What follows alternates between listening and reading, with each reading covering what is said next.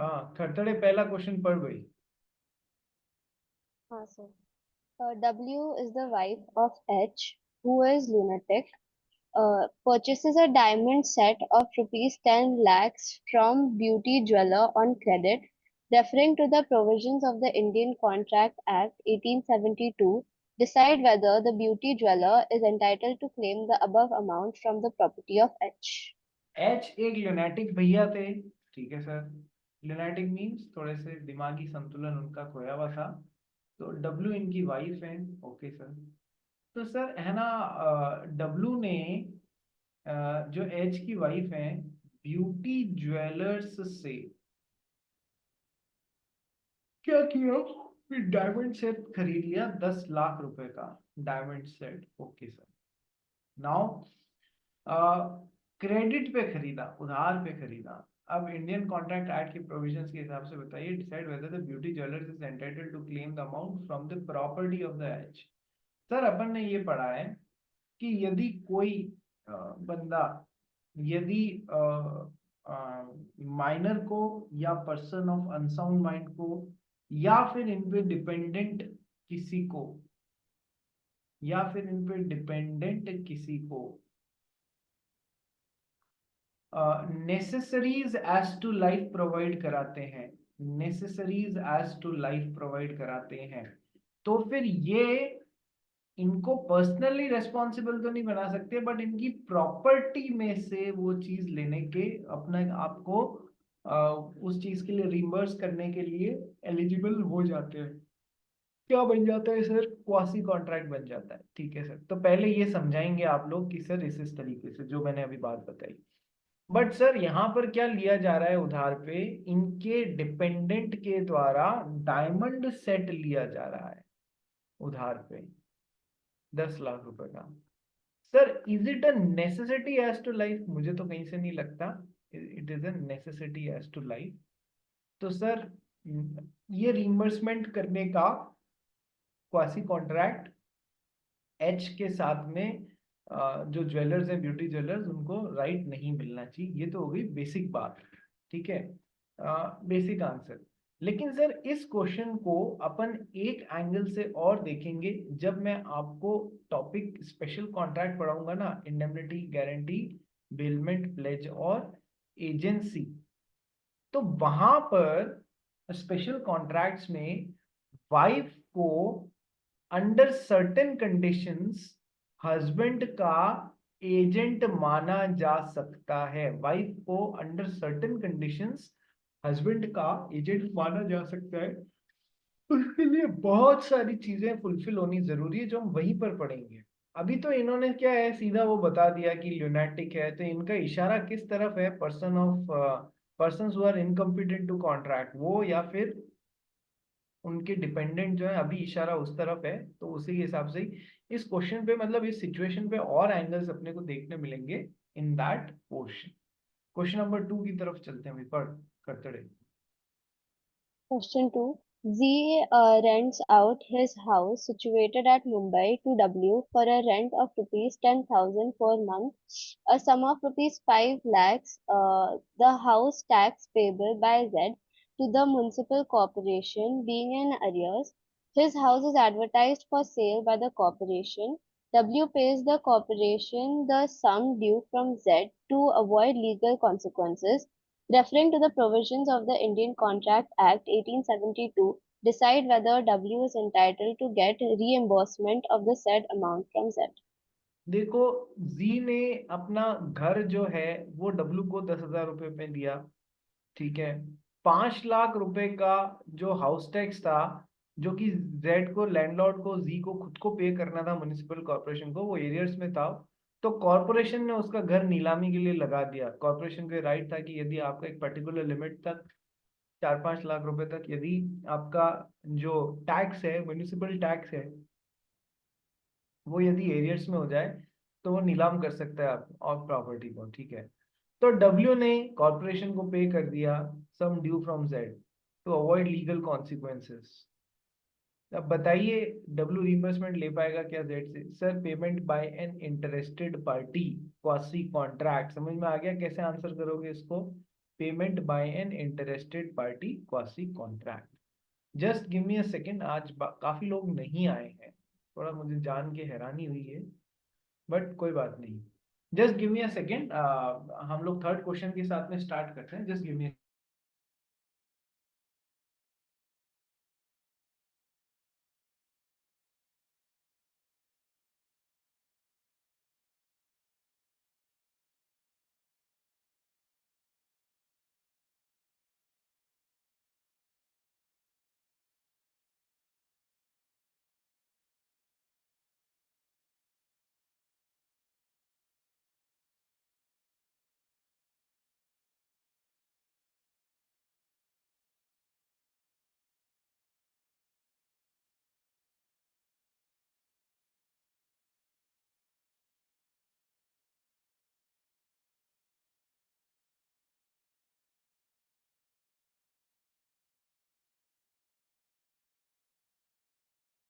हाँ भाई आ जाओ, थर्ड क्वेश्चन पढ़ना भी करते रहे। सब जने वीडियोस ऑन करो प्लीज। थर्ड क्वेश्चन पढ़ना। हाँ sir. Ramesh instructed Suresh, a transporter, to send a consignment of apples to Mumbai. After covering half the distance, Suresh found that the apples will perish before reaching Mumbai. He sold the same to at half the market price. Ramesh sued Suresh. Will he succeed? More over देखो, ये question जब हम agency कर लेंगे तब का है, पर मैं आपको अभी गाइड कर देता हूँ। रमेश ने सुरेश एक ट्रांसपोर्टर को अपॉइंट किया और उसको कंसाइनमेंट एप्पल्स का भेजा मुंबई के लिए। ओके सर, एप्पल्स कहाँ से आती है कि सर आइदर हिमाचल प्रदेश और फ्रॉम कश्मीर। ठीक है सर। आधा डिस्टेंस कवर करने के बाद में सुरेश को पता पड़ा कि एप्पल्स तो खराब हो जाएंगी मुंबई पहुंचने से पहले, तो उसने आधी प्राइस पे ही मार्केट में बेच दी।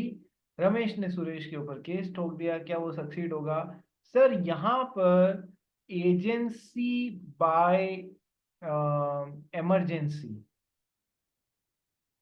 ठीक है, एक कंसेप्ट आएगा एजेंसी में आपके, एजेंसी बाय इमरजेंसी की। सर इमरजेंसी में एजेंट का काम होता है कि वो पहले तो अपने प्रिंसिपल से संपर्क करने की कोशिश करे, वैसे तो एजेंट का काम होता है।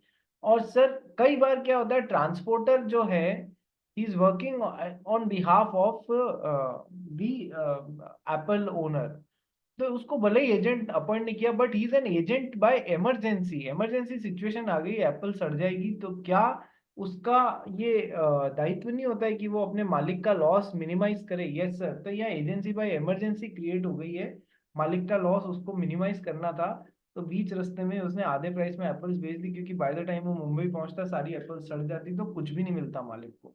तो आंसर क्वेश्चन वहां का है, बट एक मोटा मोटा मैंने आपको गाइडलाइन दी है। चलिए नेक्स्ट, क्वेश्चन नंबर 4 की तरफ चलिए। Question 4. X and Y were two organizations trading in wheat of popular brand in Uttar Pradesh. X realizes that the wheat business is high yielding. To expand his business, X offered Y a sum of rupees 10 lakhs on the condition that Y shall not sell popular brand wheat in Uttar Pradesh. X failed in making the promised payment to Y. Y filed a suit against X for non-fulfillment of the promise. Is the suit maintainable? बहुत अच्छा question है, exam में आने लायक question है। एक आध बार इन lines में question आया हुआ भी है। क्या दो पार्टीज थी एक्स और वाई, ये दो पार्टीज ही पॉपुलर ब्रांड, जैसे आपने चावल के ब्रांड सुने ना, इंडिया गेट, बासमती राइस, इस तरीके से, तो वैसे एक पॉपुलर ब्रांड का एक चावल आता था। यस, उसके पूरे के पूरे उत्तर प्रदेश में दो ही डीलर्स थे, एक तो थे मिस्टर एक्स और एक थे mister Y. Okay sir. Sir अब मिस्टर एक्स को समझ में आ चुका था कि ये जो पॉपुलर ब्रांड का ये जो है नाम से बिकता है, वेरी हाई यील्डिंग बिजनेस है ये। तो एक्स ने वाई को क्या बोला कि यार अपन एक काम करते हैं, मैं तेरे को देता हूँ 10 लाख रुपए, ठीक है, तू चावल का पॉपुलर ब्रांड का जो बिजनेस है ये यहाँ पर करना बंद कर दे, क्या नाम है, उत्तर प्रदेश में तू बेचना बंद कर दे यार, ठीक है, तो 10 लाख रुपए दूंगा। तो ये भी मान गया। Okay sir. बाद में मिस्टर एक्स ने मिस्टर वाई को ये 10 लाख रुपए दिए ही नहीं, इसने काम बंद कर दिया, और मिस्टर एक्स ने मिस्टर वाई को दिए ही नहीं। तो क्या अब मिस्टर वाई मिस्टर एक्स से ये पैसे वसूल सकते हैं क्या? कमेंट कीजिए, कौन बताएगा? काबरा जी बताइए। सुहान, काबरा जी, श्रेया, कवेश, अपने वीडियो ऑन कर लो रे। और काबरा जी आप आंसर बताओ मेरे को। सर मुझे लगता है वो नहीं ले सकते वापस। क्यों नहीं ले सकता 10 लाख रुपए? बता। सर ऐसा प्रॉपर रीजन नहीं है मेरे पास, मतलब टॉपिक के हिसाब से। हम्म। रीजन ही तो, लॉजिक ही तो। तू सिंपली यस लिख के आ जाएगा या नो लिख के आ जाएगा तो तेरे को नंबर थोड़ी मिलने वाले हैं, तेरे को पूरा समझाना पड़ेगा। हम्म। सोच सोच यार, इजी है, सोच। बहुत इजी है, बहुत ही इजी है।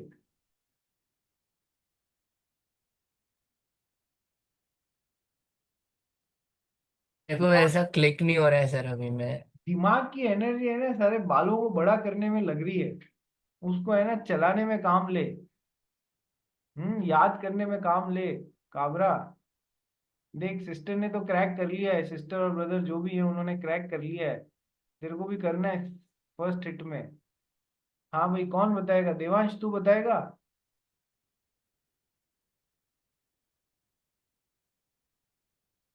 देवांश सुन सकता है क्या? वो ऐसा रिस्ट्रिक्ट नहीं कर सकते ना मोनोपोली। अच्छा, चल। हेलो। कीवर्ड्स क्या आने चाहिए, कीवर्ड्स क्या आने चाहिए ये बता। वो रिस्ट्रिक्शन फॉर ट्रेड क्योंकि मोनोपोली फॉर्म कर रहा है। एग्जैक्टली। दिस मतलब this is an agreement which is an agreement in restraint of trade, जो किसी को काम धंधा करने से रोक रहे हैं। So these are void agreements. ये तो हो गया एक तरीका। चलो, ज्यादा अच्छा रीजन क्या है कि sir this is an agreement for creation of monopoly. This is an agreement for creation of monopoly which is against the public interest. So this agreement जहां पर एक्स वाई के बोलता है कि तू बेच मत, मैं अकेला रह जाऊंगा, तो क्या एक्स की पूरे उत्तर प्रदेश में पॉपुलर ब्रांड ऑफ चावल या वीट जो भी है उसके लिए मोनोपोली नहीं हो जाएगी? हाँ सर। तो sir monopoly, agreement for creation of monopoly is against public interest, क्योंकि पब्लिक को उससे नुकसान होगा, बाद में मनचाही कीमत पे बेचेगा। ठीक है। So public agreement against public policy हो गया ये। यस, कीवर्ड्स क्या आने चाहिए? Monopoly, public interest, agreement against public policy. So that's why this is a void agreement. क्या void agreement कभी भी कोर्ट्स में एनफोर्स कराए जा सकते हैं? नहीं। तो अब इसने चांस पे डांस किया, बोला तू बंद कर दे, मैं 10 लाख दूंगा, इसने बंद कर दिया, 10 लाख दिए भी नहीं।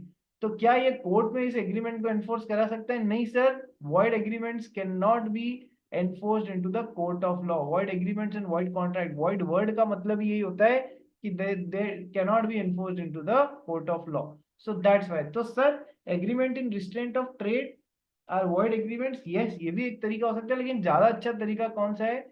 This is an agreement for creation of monopoly against public interest, thus this agreement is against public policy, hence it is a void agreement. Not having lawful object, ये भी वर्ड आना चाहिए। अपन ने कहाँ पढ़ा था agreements against public policy? Lawful object और lawful consideration में पढ़ा था या नहीं पढ़ा था? Yes sir. तो sir this is an agreement not having lawful object and hence it is against public policy. So void agreement. So Y अपना 10 लाख रुपया वसूल नहीं कर पाएगा, क्योंकि ये एग्रीमेंट ही गलत है। इस तरीके से पूरा फ्लो बना के समझाना पड़ेगा आपको। ठीक है, चले नेक्स्ट क्वेश्चन की तरफ। सुहान गोयल, यस सर। क्या हुआ? इतनी नींद में कैसे है सुहान गोयल तू? सबे सो के उठा हूँ। अरे यार, तुम तो हम सबको सो नींद में डाल दिया। नेक्स्ट कर्नावट, तेरी आवाज सुन के चार और सो जाएंगे अभी क्लास में, जल्दी उठ जा। ठीक है, श्रेया कर्नावट सर कहाँ चली गई? मैं कल, किसी सब बॉटल लेने गई थी। ओ माय गॉड, मुझे लगा किसी को दो तीन लगाने गई थी, जब तक लगाएगी नहीं तब तक दिमाग चलेगा नहीं। चलो आ जाओ। नेक्स्ट क्वेश्चन, क्वेश्चन नंबर 5 पढ़ भाई। हाँ sir. A in Mumbai bets with B and loses. A applies to C for a loan in order to pay B. C gives the loan to A to enable him to pay B. Can C recover the amount of loan from A? Would it make any difference if this transaction takes place in Hyderabad? कैसा है betting वाला agreement है ना, तो sir कैसा agreement है कि sir betting agreements are basically wagering agreements, so wagering agreements are void agreements and they are illegal agreements if if it is happening in the state of Maharashtra or Gujarat. The wagering agreements एक कदम आगे बढ़ के उनको illegal agreements बताया हुआ है। ठीक है सर, वॉइड एग्रीमेंट्स होते हैं और इन महाराष्ट्र और गुजरात में इलीगल एग्रीमेंट्स होते हैं। लेकिन sir agreements which are parallel to void agreements which are parallel to void agreements, जो इसको सपोर्ट कर रहे हैं, उसमें तो कोई प्रॉब्लम नहीं है ना। सपोर्ट कर रहे हैं मतलब इधर मतलब एक्स ने वाई से सट्टेबाजी की, अब वो पैसा चुकाने के लिए एक्स के पास है नहीं, तो एक्स ने मनी लेंडर से वो पैसा उधार लिया ताकि वो पैसे को यहाँ पर चुका सके और बाद में चुका देगा मनी लेंडर को। So this is an agreement which is collateral और parallel to a void agreement.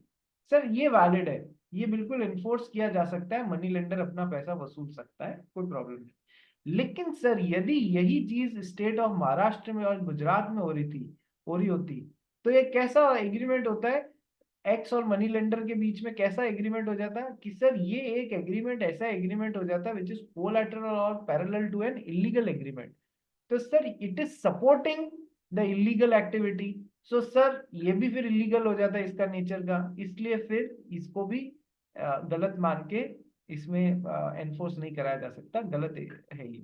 तो सर यदि ये महाराष्ट्र या गुजरात में होते तो फिर पैसा वसूलना मुश्किल हो जाता, पर यदि ये रेस्ट ऑफ द इंडिया में होते तो बिल्कुल पैसा वसूला जा सकता है। अब ये आपको कंफ्यूज कर रहा है क्वेश्चन में, आपको कुछ बच्चों को जैसे याद नहीं रहता है ना कि in the state of Maharashtra and Gujarat illegal है, वो सोचते हैं कि अलग से कुछ क्वेश्चन में पूछ लिया तो वहां पर ही ऐसा होगा। तो क्वेश्चन ने क्या गूगली फेंका, would it make any difference if this transaction take place in Hyderabad.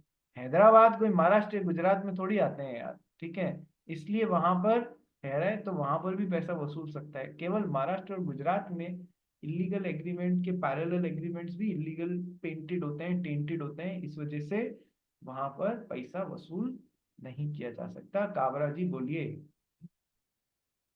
Sir यहाँ पे सी का नॉलेज होना मैटर करता है कि नहीं? ये बात हम लोग जब हम लोग ये पोर्शन डिस्कस कर रहे थे तब मैंने आपको बताया था कि सर देखो इस बारे में वो साइलेंट है, क्या नाम है अपना जो टेक्स्ट है ना, वो थोड़ा सा साइलेंट है कि सर यदि मनी लेंडर को पता है या नहीं है, इस बारे में वो साइलेंट है। और एग्जाम में भी आज दिन तक जैसे क्वेश्चन आए हैं, मैं आपको क्लियरली बता दूं कि सर उसमें ये लिखा हुआ है, एग्जाम में जो भी क्वेश्चन आया ना उसमें लिखा था कि उसको नॉलेज था, ठीक है, उसको नॉलेज था कि वो कैसी एक्टिविटी को सपोर्ट करे, मतलब हमको इस बारे में प्रॉब्लम नहीं है, खुद एग्जाम में भी दे दिया कि है ना उसको नॉलेज था ये किस एक्टिविटी को सपोर्ट करने के लिए उसके साथ है। ठीक है, अभी तक तो ऐसे ही आए हैं। तुम्हारी किस्मत खराब हो तो कभी कभी सुनने में आता है ना, ऊंट पे बैठे हुए आदमी को भी कुत्ता काट जाता है। सुना है कभी राघव काबरा? वो इतनी हाइट पे है पर बेचारे की किस्मत खराब, तो कुत्ता वो ऊंट पे बैठे हुए आदमी को भी काट गया। क्या पता अब अपने साथ ऐसा नहीं हो जाए। चलिए आगे चलते हैं। Question number 6। A agrees to make a furniture for B for rupees 1 lakh on the term that payment will be made after the completion of the work. Is it a contingent contract? ये तो कल ही कराया था आपको कि A B को के लिए फर्नीचर बनाने का वादा करता है 1 लाख रुपए में। टर्म्स एंड कंडीशंस क्या है कि काम खत्म हो जाएगा तब मैं आपको 1 लाख रुपए का पेमेंट करूंगा।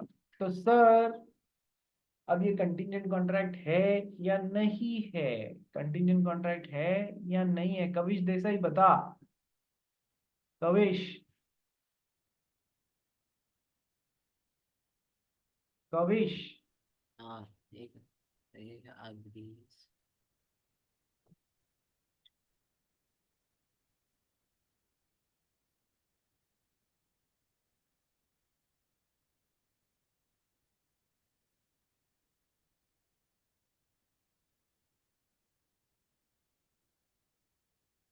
देसाई साहब बताइए। आ, हाँ सर है। ये कंटिंजेंट कॉन्ट्रैक्ट है। ओके। बियानी, आप बताओ। कविश सही बोल यस सर। कविश सही बोल रहा है? हाँ सर। अच्छा। बियानी भी कह रही है कि हाँ सर कविश सही बोल रहा है। ठीक है। काबरा जी, आप बताइए। Whether it is a contingent contract dependent upon की पेमेंट होएगा, पहले फर्नीचर बनेगा, तब मैं आपको 1 लाख रुपए का पेमेंट करूंगा। तो कंटिंजेंट कॉन्ट्रैक्ट है या नहीं है? हाँ सर, उस बेसिस पे तो है। उस बेसिस पे तो है। ठीक है। कर्नावट,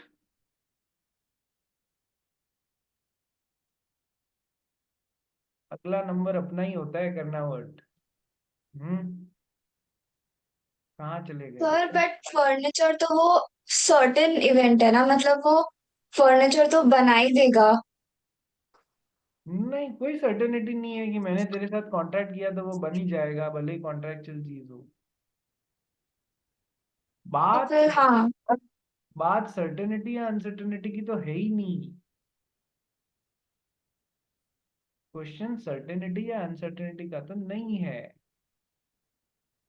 सुहान Goyal, here comes the real answer. बता भाई सुहान गोयल, कंटिंजेंट कॉन्ट्रैक्ट है या कंडीशनल। Conditional conditional. कॉन्ट्रैक्ट है गधों?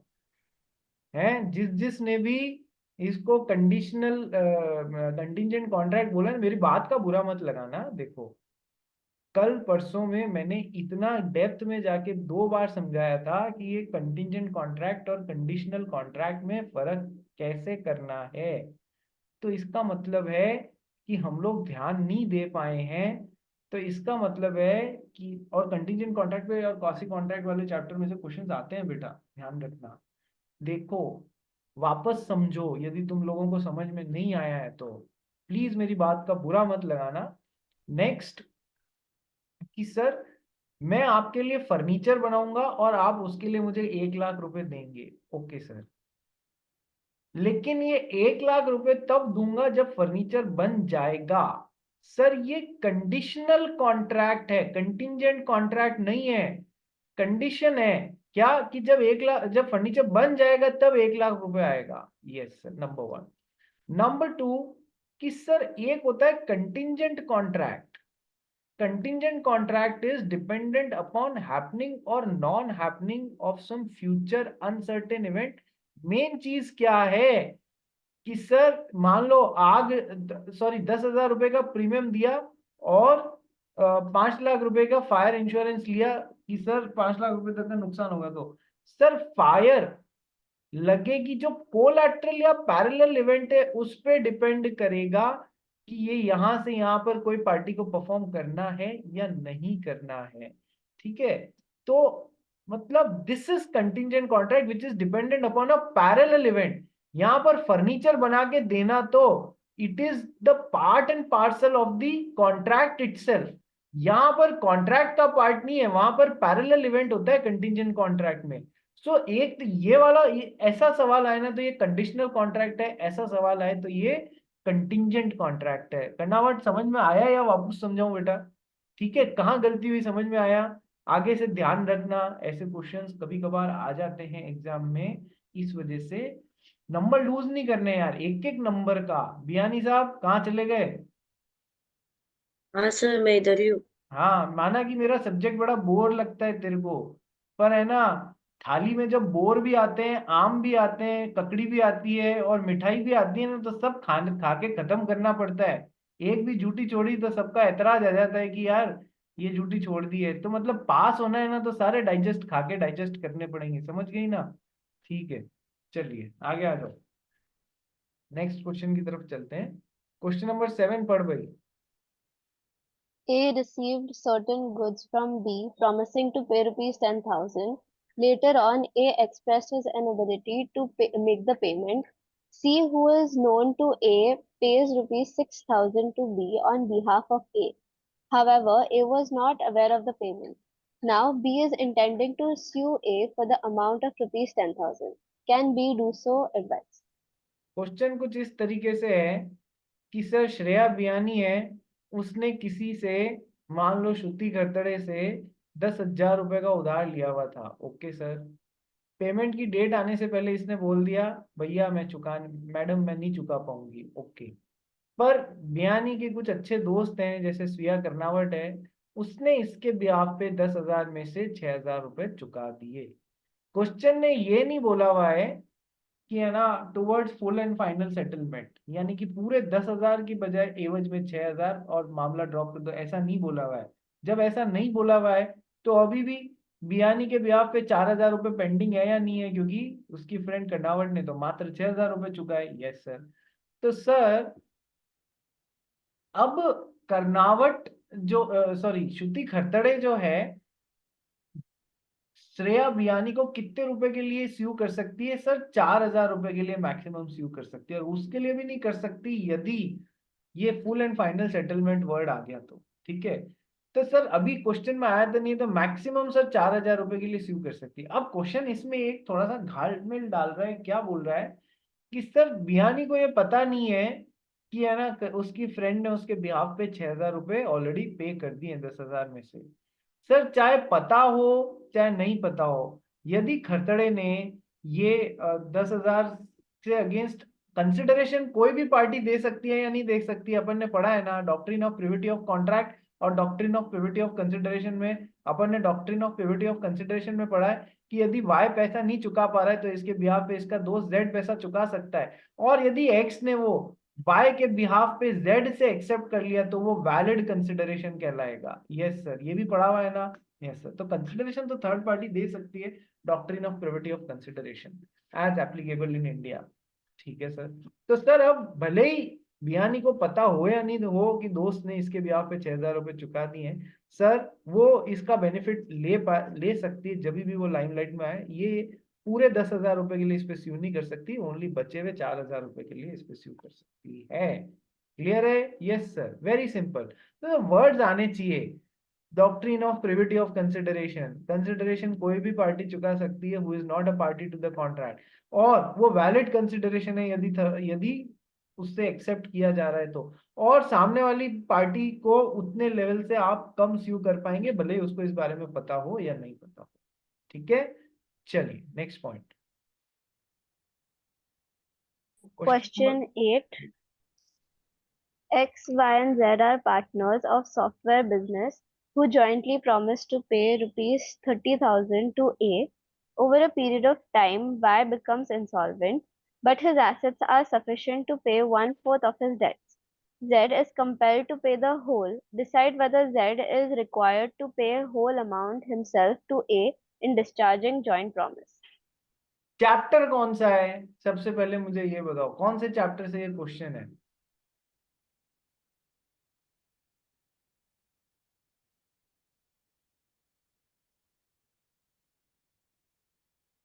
कौन से चैप्टर से है रे? तुम्हारे है ना सबके चेहरे देखने लायक होते हैं, जब तुमको है ना आंसर में थोड़ा सा डाउट होता है ना, सबके चेहरे देखने लायक होते हैं। करके क्यों नहीं आए हो? करके आते तो दिमाग चलता है ना। इसका मतलब है होमवर्क नहीं किया गया है। कौन किसने हाथ रेस किया था भाई? किसी ने हाथ रेस किया था ना? हाँ सुहान गोयल, चैप्टर का नाम बता बेटा। ये 8 क्वेश्चन है ना? हाँ जी 8 थी। हाँ, वो परफॉर्मेंस में वो जॉइंट लायबिलिटी ऑफ प्रोमिसर बिल्कुल, वो है क्या? चैप्टर का नाम है परफॉर्मेंस ऑफ कॉन्ट्रैक्ट, कराया था ना। और परफॉर्मेंस ऑफ कॉन्ट्रैक्ट में टॉपिक का नाम है performance of joint promise. Joint promise कैसे एक्स वाई जेड ने मिलके ए को वादा किया था, बताया था ना जॉइंट प्रॉमिसर्स ने।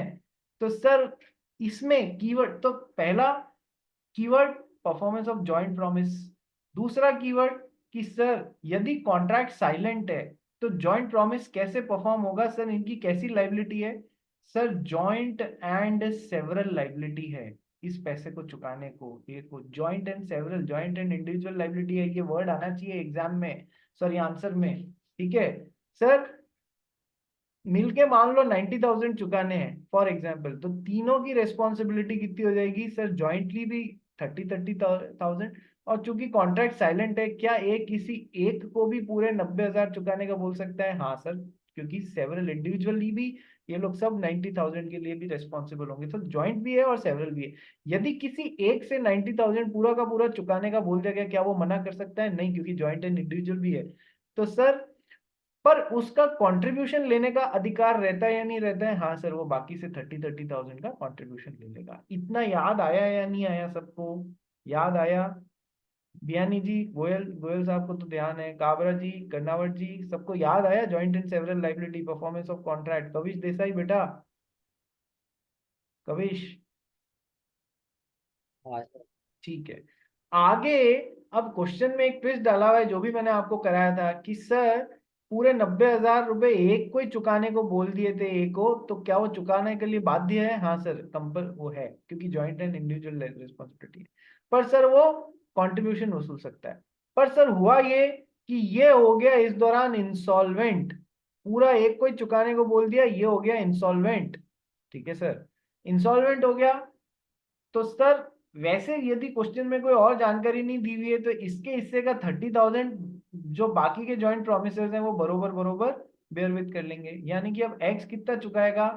सर 90,000 चुका दिए हैं, वसूल कितना पाएगा? सर खुद के तो 30,000 दिए ही, 15,000 अब वाई के भी बेयर विथ करेगा तो 45, और जेड से कितना ले पाएगा? 30 + 15 45। Okay sir. पर क्वेश्चन में एक ट्विस्ट और दे दिया। क्या ट्विस्ट दे दिया? कि सर है ना, पूरा एक्स ने 90,000 चुकाया यहाँ पर, अब सर वाई इंसॉल्वेंट हो गया, लेकिन इसकी प्रॉपर्टी जो है इसके हिस्से के 1/4 डेट को के जितने के लिए सफिशिएंट थी उतना ही वसूल सकते थे। ठीक है सर। इसको डेट कितना चुकाना था सर? 30,000 का। Okay sir. उसका 1/4 कितना हो गया? सर 7,500 हो गया। तो सर 7,500 रुपए तो इससे वसूली जा सके। ठीक है। और बाकी कितने 22,500 रुपए जो है वो ए और बी एक्स्ट्रा डिवाइड करके और उनके पैसे में जोड़ दिया जाएगा। तो इससे 30,000 प्लस 22,500 डिवाइडेड बाय 2 कितना हो जाता है? 11,250 रुपए ये, और उसका 30,000 और 11,250 रुपए ये। ठीक है। इस तरीके से यहाँ 7,500 रुपए तो इसकी जो एसेट्स हैं उससे मिल जाएगा। ऐसे आओगे। ठीक है भाई। चलिए नेक्स्ट क्वेश्चन नंबर 9 पढ़ो। X agrees to sell 50 tons of some raw materials to Y on 20th June. X delivers the goods on 30th June. Is Y bound to accept the goods? No, because here time is of the essence of the contract. Time is essential towards, keyword क्या आना चाहिए? Time is of the essence of the contract. Time is essential towards performance of the contract. यदि कोई late delivery कर रहा है, section 55, यदि कोई लेट डिलीवरी कर रहा है तो क्या सामने वाला एक्सेप्ट करने को बाउंड है? कि सर नहीं, contract becomes voidable at his option. वो चाहे तो लेट डिलीवरी एक्सेप्ट करे, उसके साथ जबरदस्ती नहीं की जा सकती। लेकिन यदि वॉइडेबल है, चाहे तो लेट डिलीवरी एक्सेप्ट करे, चाहे तो रिजेक्ट करे। ठीक है।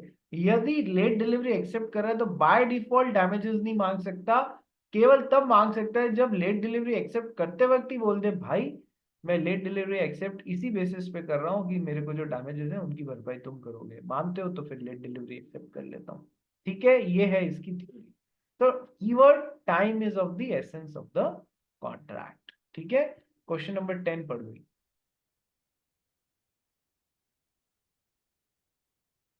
हाँ sir. A sells 500 quintals of rice to B and B promises to pay the price on delivery. What is the name of promise in this case? A sells 500 quintals of rice to B and B promises to pay the price on delivery. कैसा promise है ये? Reciprocal promise है ना? दोनों एक दूसरे से promise ही promise कर रहे हैं। Where promise is getting exchange for another promise, it is called reciprocal promise. Okay sir. तो A sells 500 quintals of rice to B and B promises to pay the price on delivery. दोनों promise. ठीक है sir. कौन सा वाला reciprocal promise है ये? 3 तरीके के रेसिप्रोकल प्रॉमिस बताए थे, उनमें से कौन सा है देवांश?